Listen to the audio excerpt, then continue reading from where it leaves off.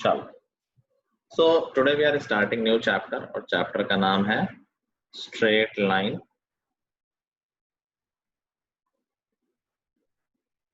This is a chapter from branch of mathematics जिसको हम coordinate geometry बोलते हैं। ये सामने जो भाई सब लोग Anu, Aditya, you are not audible to me, Anvesha, Anushka, हाँ सर। सामने आ जाओ। और ये शॉर्ट, तुम तो कैमरा मंगा रहे थे, कहाँ गया तुम्हारा कैमरा? रास्ते में ही अभी तक।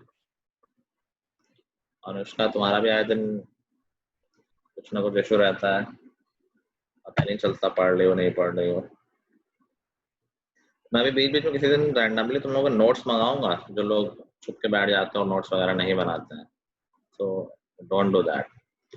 चलो, so before getting into the topic, line वगैरह की बात करने से पहले हम कुछ स्पेसिफिक, कुछ जनरल बातें करेंगे। So first thing which we need to understand, that is inclination of the line. अब इंक्लिनेशन ऑफ द लाइन किसको बोलते हैं? तो हम सबने कार्टेशियन प्लेन पढ़ रखा है। कार्टेशियन प्लेन सबको याद है, कर रखा है हमने। Yes, sir. तो हमारा plane is divided into 4 quadrants with these two lines which is known as x-axis and y-axis. अभी मैंने एक नया टर्म बोला, that is inclination of the line. वैसे इंक्लिनेशन वर्ड तुमने फिजिक्स में सुन ही रखा होगा और इन जनरल लाइफ में भी सुन रखा होगा। इंक्लाइंड है, कोई चीज झुकी हुई है, तो यहाँ भी इंक्लिनेशन से वही मतलब है कि एक लाइन का इंक्लिनेशन क्या है। Now how this inclination is measured? तो कोई भी line positive direction of X axis, positive direction of X axis से एंटी क्लॉकवाइज जो हम मेजर करते हैं, वो जो एंगल बनता है उसको हम बोलते हैं inclination of the line. Positive direction of axis बोला मैंने, पॉजिटिव एक्स एक्सिस नहीं बोला। मतलब अगर लाइन यहाँ पर होगी तो पॉजिटिव डायरेक्शन राइट साइड वाला होगा, तो हमें एंगल मेजर करना है पॉजिटिव डायरेक्शन से, और किस डायरेक्शन में? एंटी क्लॉकवाइज डायरेक्शन में। तो इस एंगल की बात हो रही है। ये जो एंगल बनेगा that is known as inclination of the line. ठीक है, तो फॉर एग्जांपल मैं कोई लाइन ऐसे बना दूं तो इसका इंक्लिनेशन क्या हो जाएगा? तो फंडा वही है, we will measure the angle from positive direction of X axis. Positive direction of X axis क्या हो गया? Let's see, this is positive direction of x-axis, angle will be measured in the anti-clockwise direction, तो इस angle को हमने बोला inclination of the line। समझ गए सब लोग? तो the angle formed by the line with positive direction of x-axis in anti-clockwise direction is known as inclination of the line। लिखना हो तो लिख लो, the angle made by a line segment, a line लिखना segment में, sorry, the angle made by a line with positive direction of x-axis, with positive direction of x-axis in anti-clockwise direction is known as inclination of the line। Shreyas, तुम्हारा तो camera ठीक हो गया, तो mummy का message आया था।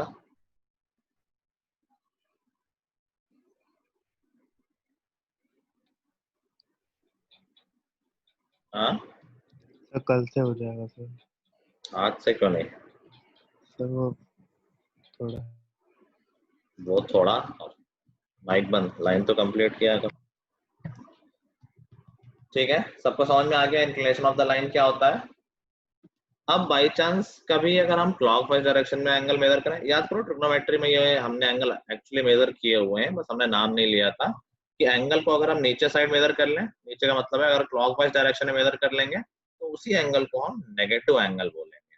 ठीक है, कि मान लो कोई कहते हैं यार ये एंगल कितना हुआ, तो देखो ये एंगल क्लॉकवाइज डायरेक्शन में मेजर हो रहा है, तो अगर इसकी वैल्यू 60 आ रही है तो हम बोलेंगे कि ये एंगल है -60। समझ गए? तो कन्वेंशन हमारा पॉजिटिव है, एंटी क्लॉकवाइज डायरेक्शन, और clockwise direction will be the negative angle. ठीक है, अब नेक्स्ट थिंग वेरी इंपॉर्टेंट, जो लाइन की मेन प्रॉपर्टी है जिसकी हेल्प से हम इक्वेशन ऑफ लाइन लिखेंगे, that is slope of A line. तो दीज आर डेफिनेशंस, कैसे ये सब डिफाइन किया गया है। तो स्लोप ऑफ ए लाइन कैसे डिफाइन किया गया है, slope of A line is defined with the help of inclination. तो अगर किसी लाइन का इंक्लिनेशन थीटा है, सो tan ऑफ थीटा, जो tan थीटा होता है उसको हम बोलते हैं slope of the line. This is the definition. ये नहीं कहना कहां से आया, that's how it is defined. ठीक है, स्लोप ऑफ ए लाइन जिसको हम m से रिप्रेजेंट करते हैं is defined as tan theta, where theta is the inclination of the line. ठीक है, सिंपल है। तो किसी लाइन का इंक्लिनेशन अगर 30 डिग्री है तो उसका स्लोप कितना हो जाएगा? 1/√3. इंक्लिनेशन 30 डिग्री तो स्लोप हो जाएगा tan 30, एंड tan 30 इज 1/√3। अच्छा, अगर दो लाइंस पैरेलल हैं तो उनके इंक्लिनेशन में क्या रिलेशन होगा?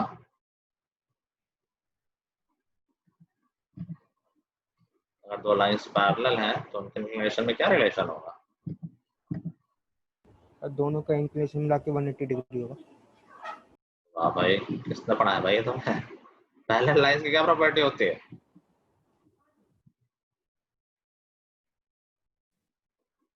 वन एट्टी कहाँ से आ गया? If there are two lines whose inclination is, sorry, if there are two lines whose slope, sorry, if there are two parallel lines, then what will be the relation between their inclination? Equal होंगे सब दोनों। Equal होंगे, दिख नहीं रहा है। अगर दो लाइंस पैरेलल होंगी तो क्या उनके एक्स एक्सिस से एंगल इक्वल नहीं होंगे? They will be corresponding angles, so their inclination will be equal. तो हम जो भी आगे डील करेंगे, we will deal with slope, inclination की ज्यादा बात नहीं करेंगे। सो वी कैन से कि फॉर पैरेलल लाइंस अगर उनका इंक्लिनेशन भी इक्वल है तो क्या उनका स्लोप भी इक्वल होगा? इफ दो अगर दो लाइंस का इंक्लिनेशन इक्वल है तो क्या उनका स्लोप भी इक्वल होगा? Yes sir. इक्वल होगा। तो फॉर पैरेलल लाइंस क्या प्रॉपर्टी आ जाएगी? अगर दो लाइंस हैं जो पैरेलल हैं तो उनके स्लोप इक्वल होंगे। तो m1 is equal to m2। ठीक है,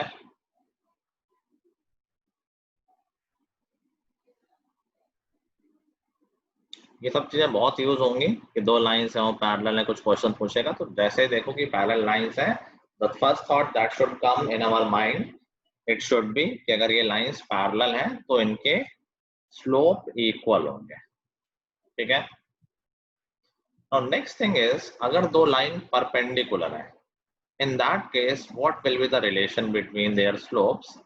So that is, there is an interesting relation. मान लो कोई लाइन इसके परपेंडिकुलर है, लेट्स सी ये मान लेते हैं। सो जो ब्लू लाइन है that is perpendicular to the green line. So what relation can we infer between the slope of these two lines? देखो ये एंगल 90 हो गया, पाइथागोरस थ्योरम लग जाएगा। पाइथागोरस थ्योरम अब लग सकती है बट यहाँ कोई यूज नहीं, हम स्लोप वगैरह की बात कर रहे हैं। पाइथागोरस थ्योरम लेंथ में डील करता है, लेंथ की बात तो अभी हो नहीं रही है। तो मान लो इसका एंगल है, इंक्लिनेशन है थीटा, थीटा लिख लेते हैं, और इसका इंक्लिनेशन है अल्फा। तो देखो दोनों के स्लोप में क्या रिलेशन होगा। Now do you find the relation between theta and alpha here?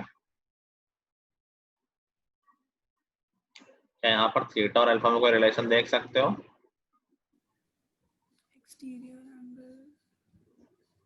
Sir 180 minus theta और अल्फा में रिलेशन, सर एक बार रिपीट कर दो। मैं कह रहा हूँ ये दोनों परपेंडिकुलर लाइंस हैं, तो एक लाइन का इंक्लिनेशन अल्फा दे रखा है, एक का थीटा दे रखा है। Can you find any relation between theta and alpha? In वो एक्सटीरियर एंगल प्रॉपर्टी। अन्वेषण ने सही बताया। और कोई? हाँ बोलो। Exterior angle property theta is equal to 90 exterior angle property से देख सकते हो क्या यहाँ पर थीटा की वैल्यू अल्फा प्लस 90 नहीं होगी? थीटा एक्सटीरियर एंगल हो गया, इंटीरियर एंगल अल्फा और 90 हो गया। अच्छा, दोनों के बीच में स्लोप के बीच में रिलेशन में ढूंढ रहा, तो दोनों तरफ tan ले लेते हैं, थोड़ा रिलेशन वगैरह पता चल जाएगा। तो यहाँ से हम कह सकते हैं tan theta is equal to tan alpha plus 90।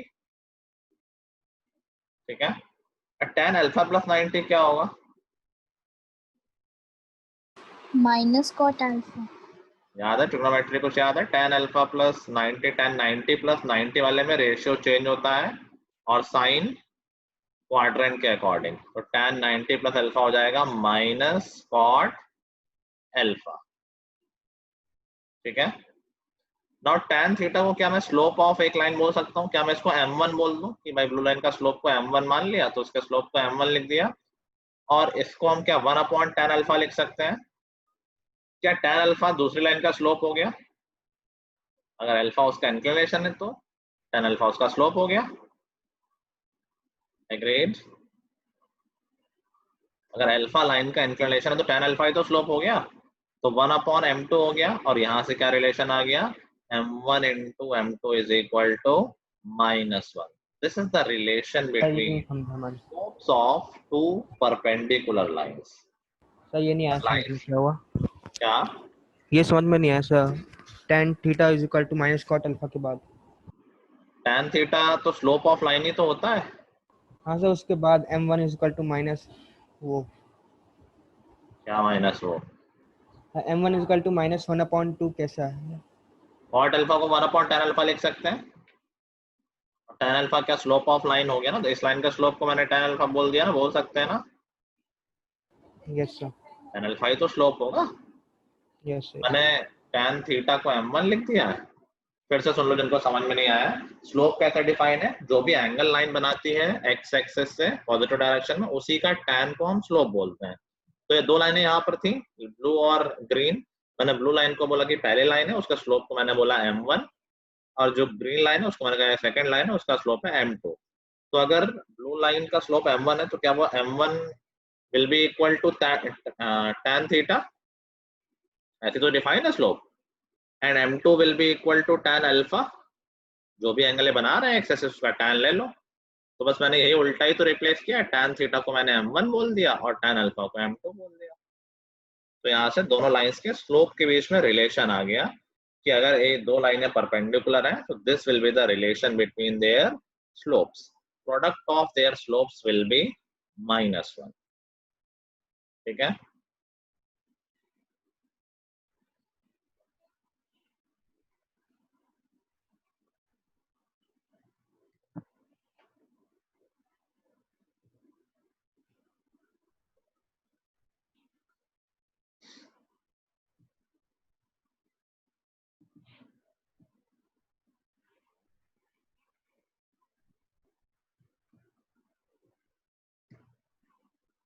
लिख लिया सबने? समझ में आ गई ना बात? ठीक है,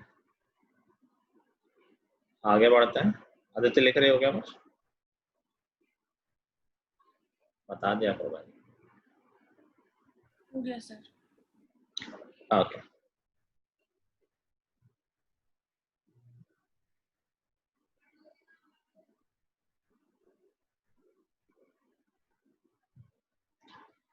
नेक्स्ट हम आगे बढ़ते हैं कि क्या स्लोप को किसी और तरीके से निकाला जा सकता है। एक तरीका तो होगा, अगर हमें इंक्लिनेशन पता है तो we can find the slope just by finding tan theta. अभी एक और तरीका है स्लोप को फाइंड करने का।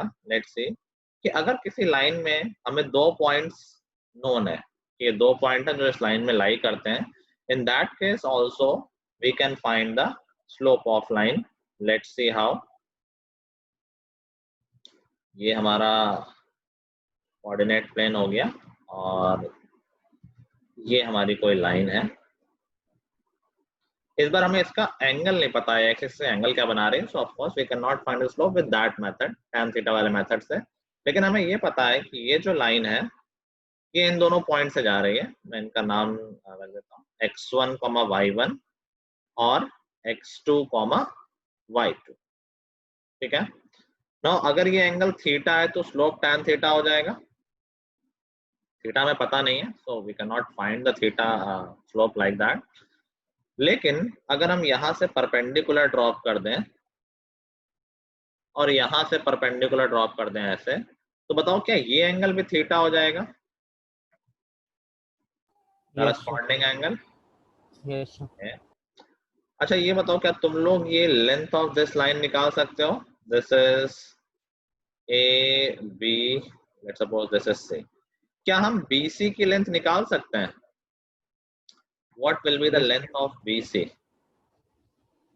y2 minus y1। y2 minus y1, सब लोग ये समझ पा रहे हो?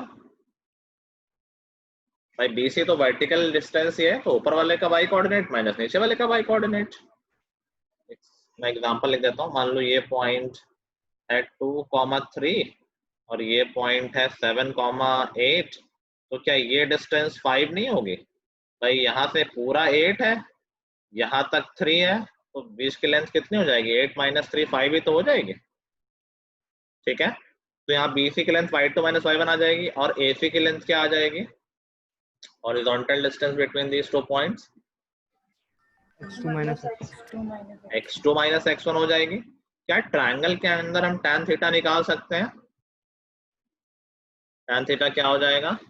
y2 minus y2 y1। - y1 over x2 minus x1. So this is the formula to find the slope. अब tan theta slope ही होता है when 2 points on the line are known.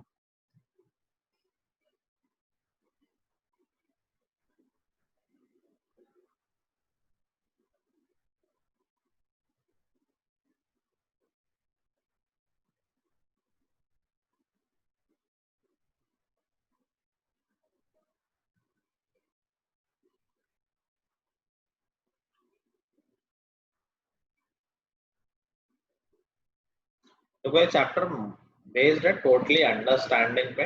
अच्छे, ये पिछले वाला जैसा चैप्टर नहीं है कि फॉर्मूला है और टेढ़े बड़े क्वेश्चन है।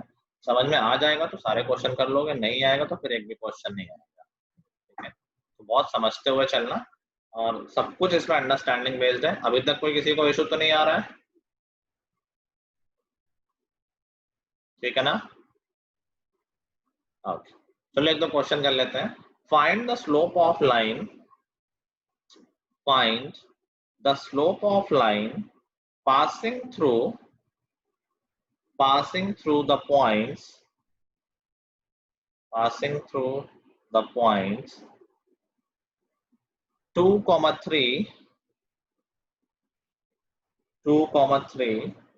and -4,6, 2,3 and -4,6।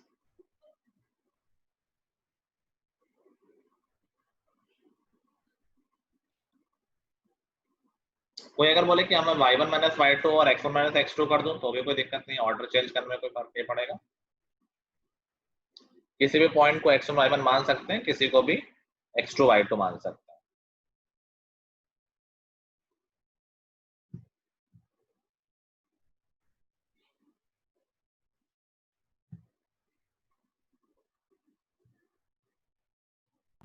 सर स्लोप की वैल्यू माइनस में भी आ सकती है? हाँ क्यों नहीं, तो tan थीटा की वैल्यू माइनस में नहीं आती है? तो tan -2 थीटा तो है, टू आंसर आया, कितना आया? -1/2। -1/2। स्लोप निकालना है, इसको मैंने x1 y1 मान लिया, किसी को भी मान लो कोई दिक्कत नहीं, इसको x2 y2 मान लिया, तो स्लोप क्या आ गया? y2 - y1 6 - 3 over x2 - x1 -4 -2, तो आ गया 3 / -6 which will give us -1/2 as value of slope। ठीक है, नेक्स्ट क्वेश्चन लिखो। What is the value of y? What is the value of y so that the line through 4, y and 1, 5, the line through 4, 5, sorry 4, y and 1, 5 is parallel to the line,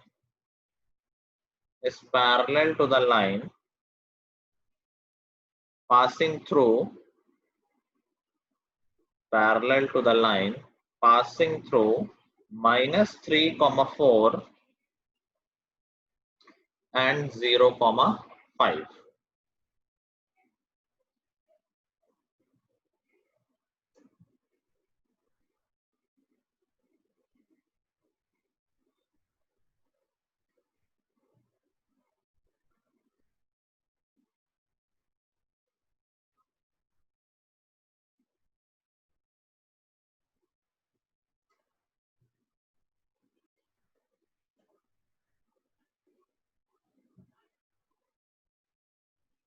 sir 6 आ रहा है मेरा Y. Aditya का 6 आया, और किसी का answer आया? Sir 6 आ रहा है। 6 आस्था का भी आ रहा है। कौन है जो कर नहीं पा रहा है, अटक रहे हैं जो?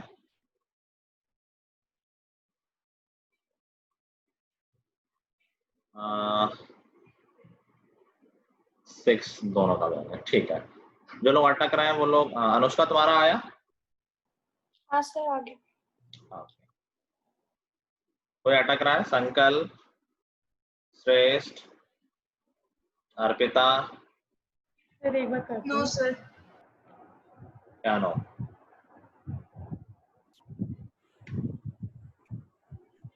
सर एक बार करके दिखा दो। कर रहा हूं। देखो हमें क्या बताना है कि वैल्यू y की क्या वैल्यू होगी, सो दैट ये जो दो लाइनें हैं, पहली लाइन जो ऊपर वाले पॉइंट से पास कर रही है और दूसरी लाइन जो नीचे वाले लाइन से पॉइंट से पास कर रही है, वो पैरेलल हो जाए। तो अगर दो लाइंस पैरेलल हो जाएंगे दैट मीन्स उनका स्लोप इक्वल होना चाहिए, है ना? तो हम दोनों का स्लोप निकाल लेते हैं। इस लाइन का स्लोप क्या हो जाएगा? m1 is equal to 5 minus y over 1 minus 4 that is -3, और दूसरी लाइन का स्लोप क्या हो जाएगा? m2, ये हो जाएगा 5 माइनस 4 ओवर 0 माइनस 3। ठीक है। अब अगर ये लाइंस पैरेलल हैं तो इन दोनों स्लोप को इक्वल होना चाहिए, m1 should be equal to m2। तो हम कह सकते हैं 5 माइनस वाई अपॉन -3 इक्वल होना चाहिए 1 अपॉन 3 के। 3 और -3 कैंसिल, यहाँ -1 आ गया, क्रॉस मल्टीप्लाई कर दिया तो 5 minus y is equal to -1, that will give us y is equal to 6।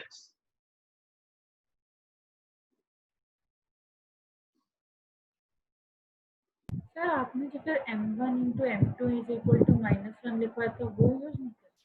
क्या? अच्छा, वो आपने तो परपेंडिकुलर लाइन की कंडीशन है ना, ये परपेंडिकुलर लाइन हाँ। थोड़ी है, तो पैरेलल लाइंस है ना।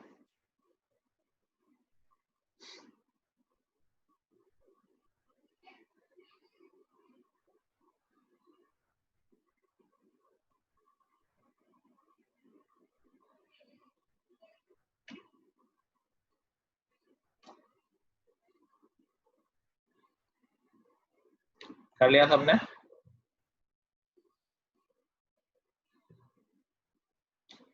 चलो नेक्स्ट लिखो। A line passes through a line passes through 2, -1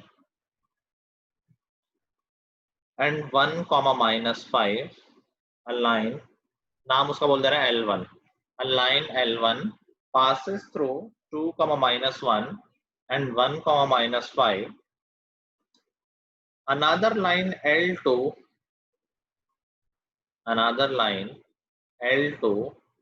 passes through another line L2 passes through points 5, 1 and 1, 2.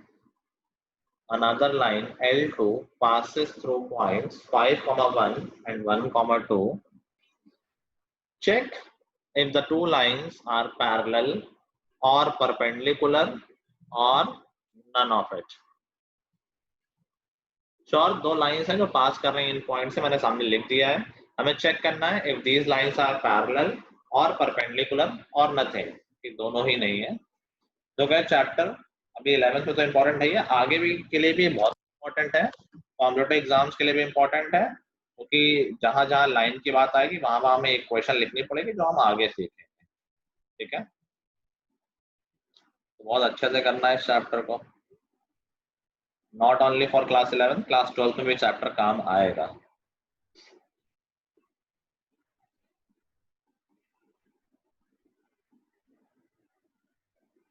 Sir perpendicular होंगे। परपेंडिकुलर है, ओके। बाकी लोग?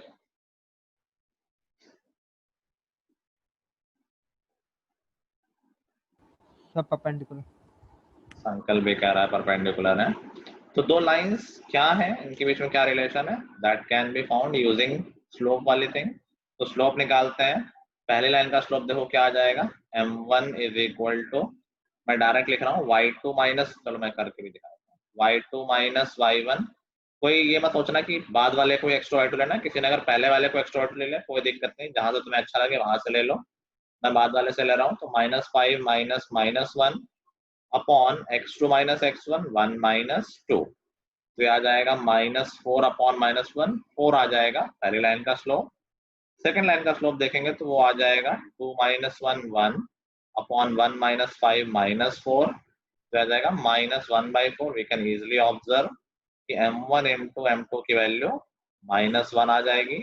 दैट टेल्स अस कि ये दोनों लाइन कैसी हैं, they are perpendicular to each other. ठीक है, मजा आ रहा है अभी तक?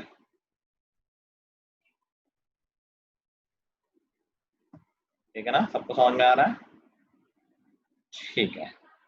Next thing, to tell collinearity of 3 points, 3 points एक लाइन में है या नहीं है, ये हमने क्लास 10th में भी सीखा था।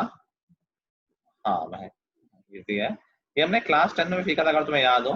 तो चेक या कैसे पता करते हैं कि 3 पॉइंट्स कोलिनियर है या नहीं है, याद है कैसे करते थे अनु? सर वो हाफ वाला फॉर्मूला नहीं था, वो कोऑर्डिनेट ज्योमेट्री में कॉन्सेप्ट बोलो, मतलब वो क्या कॉन्सेप्ट था, क्या क्या चेक कर रहे होते थे आप? कि वो तीनों पॉइंट कोलिनियर है कि नहीं है, मतलब तो मतलब वही वो जो था फॉर्मूला था वो मेनली। किसके लिए था वो फॉर्मूला? चल अगर 0 आ जाए तो मतलब ट्राइंगल के लिए था। एरिया ऑफ ट्राइंगल के लिए, ठीक है। जो हमने 10th में सीखा है, ठीक बोला मैं, that is with the help of formula of area of triangle. ठीक है श्योर, कि भाई 3 पॉइंट से बनने वाले ट्राइंगल का एरिया निकाल लिया, अगर 0 आ गया तो वो एक ही लाइन में, फिर तो ट्राइंगल बन ही नहीं रहा है, अभी तो एरिया 0 आया है। तो वो एक मेथड था। Slope is another method. तो मान लो ये 3 पॉइंट है जो एक लाइन में है। अब बताओ अगर ये तीनों पॉइंट एक लाइन में है तो मैं कहूँ यार जो पॉइंट जो ए बी लाइन का स्लोप होगा और जो बी सी लाइन का स्लोप होगा, क्या वो सेम होना चाहिए? ये सारी है तो एक ही लाइन है ना, लाइन सेगमेंट का स्लोप थोड़ा होता, पूरी लाइन का स्लोप होता, हम कोई भी 2 पॉइंट ले लें। तो अगर कुछ ऐसी कंडीशन आ जाए, अगर 3 पॉइंट है तुम कोई भी 2 पॉइंट अलग अलग सेट लेके उनके स्लोप निकाल लो, कि जो ए बी का स्लोप है वही ए सी का स्लोप आ रहा है, या फिर जो ए बी का स्लोप है वही बी सी का स्लोप आ रहा है, that means they are lying in the same line. ठीक है, इनमें से कोई भी दो ले सकते हो, तीनों लेने की जरूरत नहीं है। कोई भी 2 पॉइंट का सेट ले लो, 2 अलग अलग सेट, तो अगर स्लोप इक्वल आ जाए दैट टेल्स यू कि ये एक ही लाइन में लाई करता है। ठीक है, अर्पिता तुम क्लास में हो, बीच बीच में गायब हो रही हो।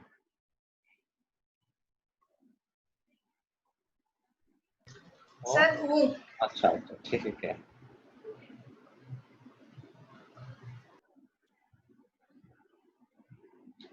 क्लियर है, सिंपल सी बात है। अभी हमें एरिया के फॉर्मूले की जरूरत नहीं है, ऑल्दो उससे भी हो जाता है, बट ये थोड़ा और आई थिंक सिंपल ही हो गया। स्लोप निकालना आसान है एज कंपेयर टू वो फॉर्मूला, थोड़ा सा बड़ा फॉर्मूला हो जाता है वो। कोई डाउट यहाँ तक? ठीक है, आगे बढ़ते हैं। अब थोड़ी सी नई चीज सीखते हैं, ये सब तो बहुत बेसिक था। Next thing is to find angle between 2 lines, and of course given है कि हमें उनका स्लोप पता है। अगर 2 लाइंस का स्लोप पता है so we can find angle between those 2 lines. Let's see how we do that. उसके लिए एक फॉर्मूला है, देखो कैसे आएगा वो फॉर्मूला। तो मान लेते हैं हमारे पास 2 लाइन है जिनका स्लोप है m1 एंड m2। पेंट में लाइन बनाना मुश्किल हो जाता है। And we are looking the angle form between these 2 lines. मान लो एक लाइन ऐसी है, दूसरी लाइन कोई ऐसी है, थोड़ा सा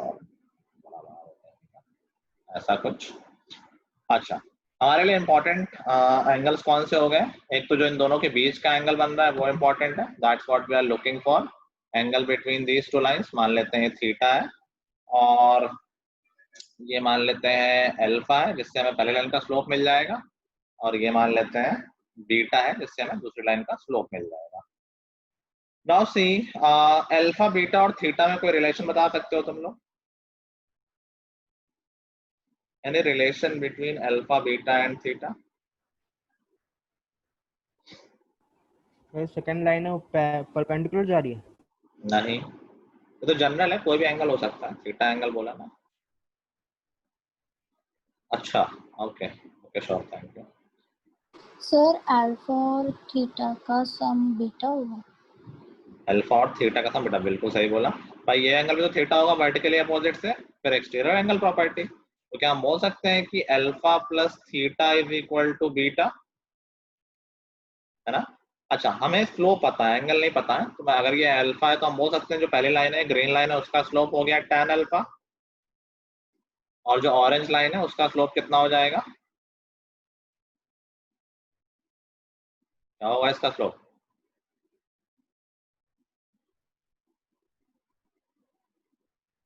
beta. tan beta. tan beta ना भाई, बीटा का एंगल बना दी तो tan बीटा स्लोप हो गया, बात खत्म। ठीक है, now we are looking for theta. हमें थीटा एंगल से मतलब है जो दो लाइंस के बीच में बन रहा है। तो हमने कहा ये रिलेशन एंगल्स में आ गया, let's take tan both side. तो हम बोल सकते हैं tan अल्फा, थीटा को अलग कर लेते हैं पहले। यहाँ से हम बोल सकते हैं theta is equal to beta minus alpha, हमारे लिए थीटा इंपॉर्टेंट है। दोनों तरफ tan ले लिया, तो tan theta is equal to tan beta minus alpha. tan a minus B का फॉर्मूला याद है? कौन बताएगा ये? अनुष्का बताएगी। tan a minus B.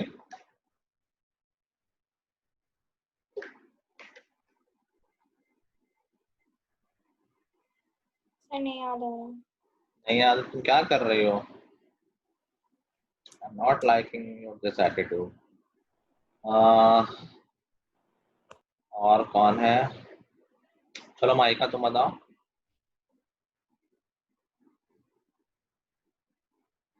वो पढ़ने लगता है कि हमसे ना पूछ लें।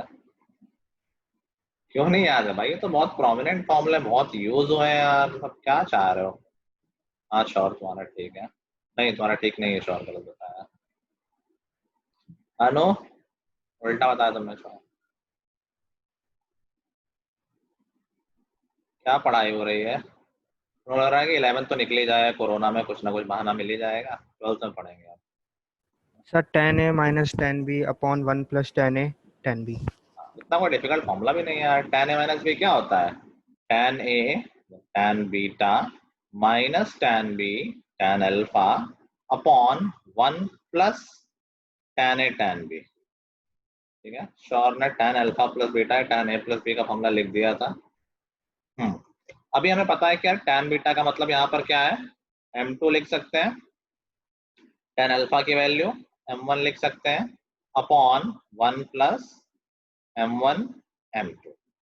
ठीक है, तो देखो ये आ गया formula for angle between two lines.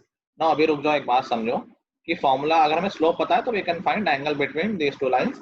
अब ये देखो कि यार हो सकता है कभी ये पॉजिटिव आए भाई, m2 अगर बड़ा हुआ m1 से तो पॉजिटिव आ जाएगा, अगर m2 छोटा हुआ m1 से तो ये नेगेटिव आ जाएगा।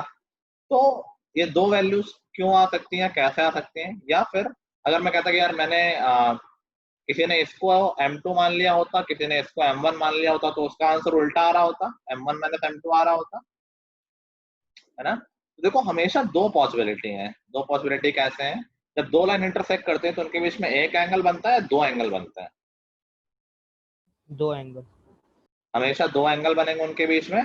एक 90 वाला केस छोड़ दो तो एक एक्यूट एंगल और एक ऑब्ट्यूज एंगल।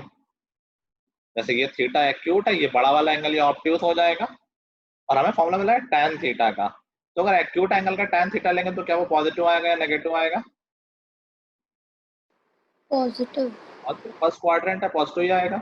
और अगर हम ऑब्ट्यूज एंगल का tan लेंगे तो वो पॉजिटिव आएगा या नेगेटिव आएगा? नेगेटिव। नेगेटिव आएगा। दैट मीन्स ये फॉर्मूला हमें क्या बता रहा है कि अगर नेगेटिव वैल्यू आ रही हो दैट मीन्स आंसर में हमें कौन सा एंगल मिल रहा है, ऑब्ट्यूज वाला, और अगर पॉजिटिव वैल्यू आ रही है तो आंसर में मिल रहा है एंगल एक्यूट वाला।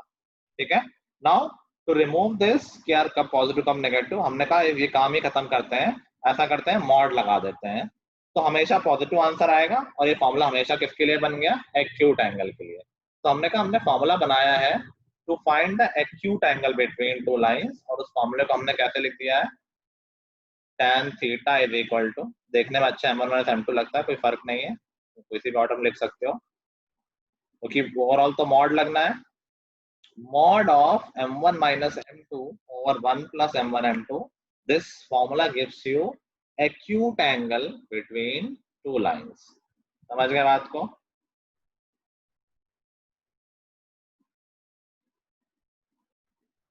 ठीक है ना? और एक्यूट आगे मान लो ऑब्ट्यूज चाहिए भी हो तो 180 सब्ट्रैक्ट कर लेंगे, है तो ये लीनियर पेयर ही। ठीक है,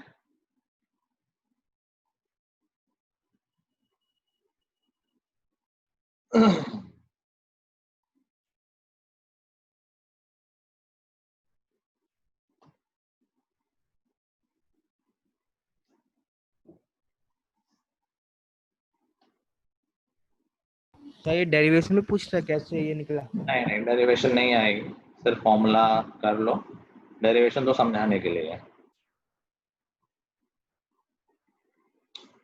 लिख लिया? क्वेश्चन करोगे? लिखो question. If the angle between two lines, if the angle between two lines is pi by 4, if the angle between two lines is pi by 4, slope of one of the line, slope of one of the line is 1 by 3, slope of one of the line is 1 by 3, find the slope of other line, find the slope of other line। ठीक है, angle दे रखा है दो lines के बीच में, एक line का slope दे रखा है, दूसरी लाइन का स्लोप पूछा गया है।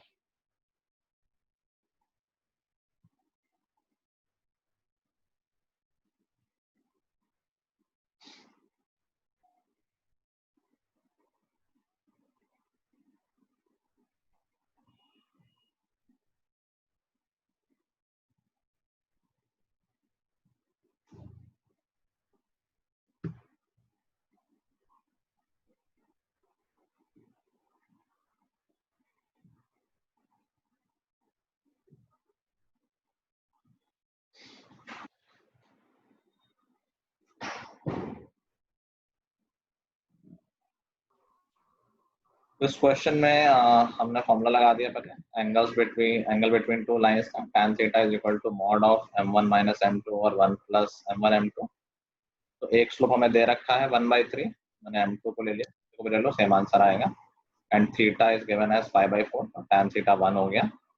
और मॉड को खोलना, this is very important. Mod के अंदर की वैल्यू अगर suppose mod x is equal to 5 है तो x की वैल्यू कैन बी 5 और -5, okay, in both the cases mod x will be 5। जब भी हम मॉड हटाएंगे हमेशा दो सोल्यूशन लेंगे, एक बार प्लस के साथ और एक बार माइनस के साथ।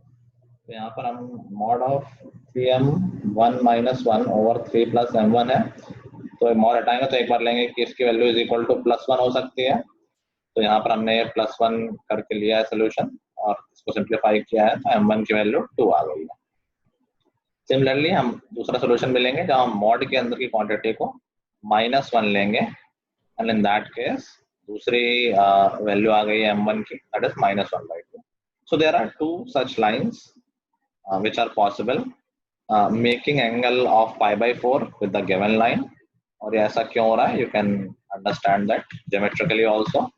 सपोज हमारी गिवन लाइन जिसका स्लोप 1/3 था वो ब्लू वाली लाइन है, तो इस ब्लू वाली लाइन से π/4 का एंगल बनाते हुए दो लाइंस पॉसिबल हैं, देख रहे हो दोनों रेड लाइंस जो रेड कलर मैंने बना रखी हैं, एक नीचे की साइड और एक ऊपर की side. So in such cases we will always get two solutions. Sir ये तो रिलेशन में आ रहा है, पॉजिटिव कोई आ रहा है आंसर नंबर कोई नहीं आ रहा, मतलब m1 is equal to m वही आ रहा है. ऐसा नहीं होगा. मेरा आंसर -√3/2 -2√3 आ रहा है.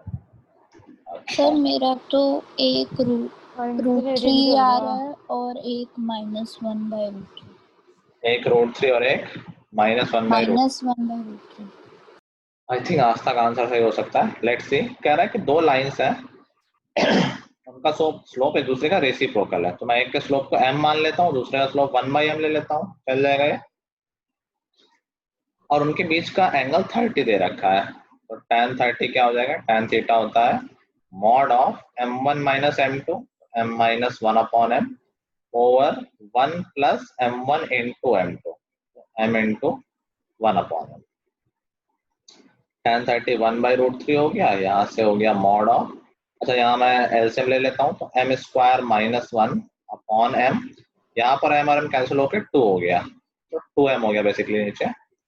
फिर से वही कहानी कि आशा तुमने दो बार बोला था ना, एक बार प्लस के साथ एक बार माइनस के साथ. सर एक था √3 और एक -1/√3. हाँ ठीक है. तो हमने कहा मॉड के अंदर की क्वांटिटी या तो 1/√3 होगी या -1/√3 होगी. तो एक एक करके सोल्यूशन निकालना है. तो हो गया √3m square -2m and -√3 this is equal to 0. ये क्वाड्रेटिक है, इसको हम सॉल्व कर सकते हैं. क्वाड्रेटिक फॉर्मूला लगा दो, क्लास 10 में सीखा ही हुआ है. तो m इज इक्वल टू आ जाएगा -b जो कि 2 है plus minus √b square 4 -4ac, तो आई थिंक 12 आ जाएगा, डिवाइडेड बाई 2a 2√3. और फिर ये √16 और √16 की वैल्यू हो जाएगी 4. तो एक बार 2 + 4 6/2√3 आ जाएगा, जो सॉल्व होके √3 आ जाएगा फाइनली. देखो मैंने डायरेक्ट लिख दिया है. जब हम प्लस वाला सोल्यूशन लेंगे तो सबको सॉल्व होके √3 बचेगा. हाँ सही बोल रहा हूँ. और अगर हम माइनस वाला सोल्यूशन लेंगे तो वो आ जाएगा 2 - 4 -2, तो -1/√3. So these are two solutions. अभी हमने मॉड की एक ही वैल्यू ली है. आज तक दूसरे लेने पे भी सेम आंसर आ रहा है क्या? सर मैंने दूसरी नहीं ली थी. नहीं, अभी तो दिखाया था जस्ट. तो मॉड की दूसरी वैल्यू भी पॉसिबल है. m square -1/2m could be -1/√3. जब भी मॉड हटाओगे दो सोल्यूशन लोगे, तो √3m square plus 2m -√3 is equal to 0. तो यहाँ से m की वैल्यू क्या आ जाएगी? देखो सिर्फ b की जगह -b है, बाकी सब तो सेम ही है. तो यहाँ पर 2 की जगह -2 हो जाएगा, बाकी सेम. तो ये हो जाएगा -2 + 4. तो -2 + 4 2/2√3, दैट विल बी 1/√3. और जब हम सोल्यूशन लेंगे माइनस के साथ तो -6 ये -√3 आ जाएगा. तो ये वैल्यूज आ रही हैं हमारी m की अलग अलग सोल्यूशन में. तो बेसिकली हम जब शुरुआत करेंगे तो क्या क्या पॉसिबिलिटी है. तो अगर हमने सबसे पहला सोल्यूशन लिया कि m की वैल्यू √3 आई है, तो वो दोनों का स्लोप क्या हो गया? एक का √3 हो गया, एक का -1/√3 हो गया. एक का √3 होगा और एक का 1/√3 हो गया. यही तो था, दो लाइन का स्लोप एक दूसरे का रेसिप्रोकल है. एक सेट ऑफ सोल्यूशन ये आ गया, देख पा रहे हो? ठीक है ना. मैंने सिर्फ अभी एक सोल्यूशन उठाया m इज इक्वल टू √3 वाला. ग्रेट. अगर m की वैल्यू √3 आ गई तो दोनों लाइनों का स्लोप एक दूसरे का रेसिप्रोकल है, तो एक का √3 एक का 1/√3. ठीक है.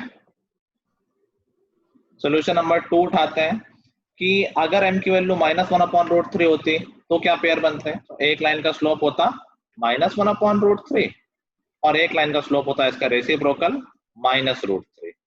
तो ये सेकंड सोल्यूशन हो गया. ठीक है. What I am trying to tell कि थर्ड और फोर्थ सेम ही आ जाएंगे. अगर m की वैल्यू 1/√3 होती तो अगला पेयर क्या बनता? 1/√3 और √3, जो कि हम ऑलरेडी ले चुके हैं.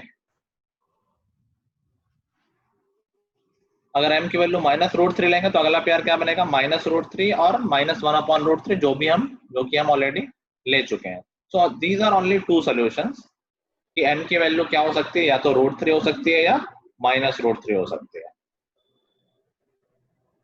कंफ्यूज तो नहीं होगा कि फाइनल सॉल्यूशन क्या है।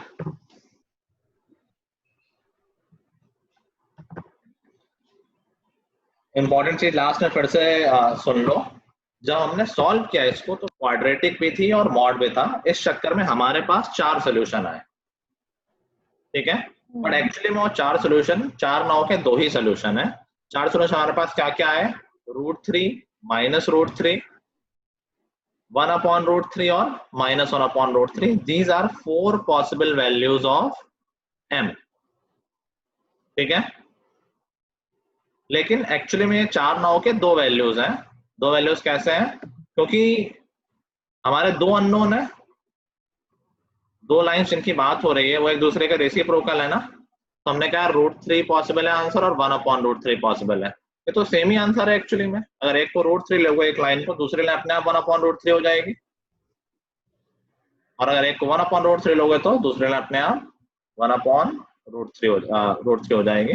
तो इवेंचुअली पेयर वाइज अगर हम बात करें, जो इनिशियल 2 लाइंस थी तो उनके 2 ही सेट पॉसिबल है, या तो उनके स्लोप होंगे √3 और 1/√3, या फिर उनके स्लोप होंगे -√3 और -1/√3,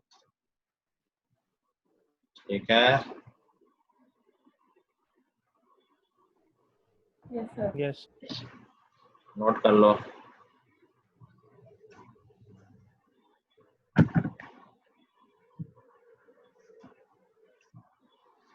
चैप्टर बेटर लग रहा है पिछले वाले से?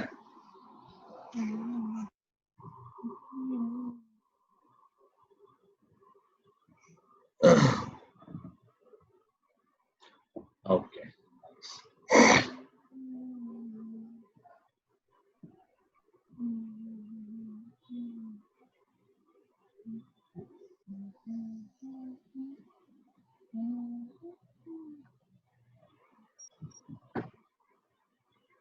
okay, I understand. Sequence and series is not favorite chapter of anyone. Homework note करो, एक्सरसाइज 10.1 कंप्लीट कर लेंगे। 2 दिन का गैप है, 14 क्वेश्चन है, छोटे छोटे क्वेश्चन है, इन्हीं छोटे छोटे कॉन्सेप्ट पे बेस्ड है, ज़्यादा इसमें कोई बड़ा क्वेश्चन नहीं है। तो हाँ ठीक है, कर लेंगे पूरी एक्सरसाइज।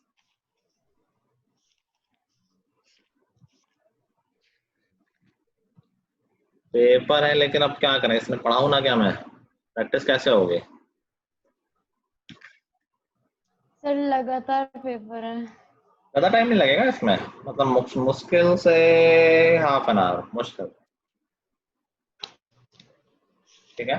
इनके पेपर है वो थोड़ा कम भले ही कर लें, बट एक बार बैठोगे तो अपने आप हो जाएंगे। एक बार क्वेश्चन पढ़ ले तो एटलीस्ट डिस्कशन होता है तो पता होता है कि क्या चल रहा है। तो एक बार ट्राई कर लेना जल्दी जल्दी, आधे घंटे ज़्यादा मत देना, ठीक है। मैथ का एग्जाम हो गया तुम लोगों का? पेपर पे पेपर तो है, कुछ फोटो वोटो ली थी क्या था? हाँ है। भाई शेयर कर दिया अगर कुछ पता चले, ठीक है। सबने नोट कर लिया है? सर मेरा आज ही था मैथ्स का। अच्छा, कैसा रहा? सर ठीक था, पता नहीं कैसा था, तो पेपर बनाते अजीब सा, ऑप्शन गलत दे देते और आंसर भी फिर गलत बताते हैं। कुछ ऐसा था जो नहीं आता था तुम्हें? नहीं सर, आता था। ठीक है, अच्छा। जैसे पेपर जब हुआ करो तो मुझे शेयर भी कर दिया करो, मालूम चल जाए किस लेवल के पेपर आ रहे हैं, या मैंने कुछ ना पढ़ा है, या कुछ नया क्वेश्चन मिल जाए जो फिर हम अगली बार के लिए ध्यान रखते हैं, ठीक है अन्वेषा? चलो, सो इतना ही करेंगे आज। सर वो बोलो बोलो। सर वो सारा एनसीईआरटी का था, एग्जांपल्स और एनसीईआरटी के एक्सरसाइज में से ही था मोस्ट ऑफ द पेपर। तो अच्छा, फिर तो बहुत अच्छा गया होगा। नहीं सर, ऐसा भी नहीं है। तो क्या चाहते हो भाई, अब कैसे पेपर आया था? पेपर पहले से मिल जाएगा तब अच्छा जाएगा।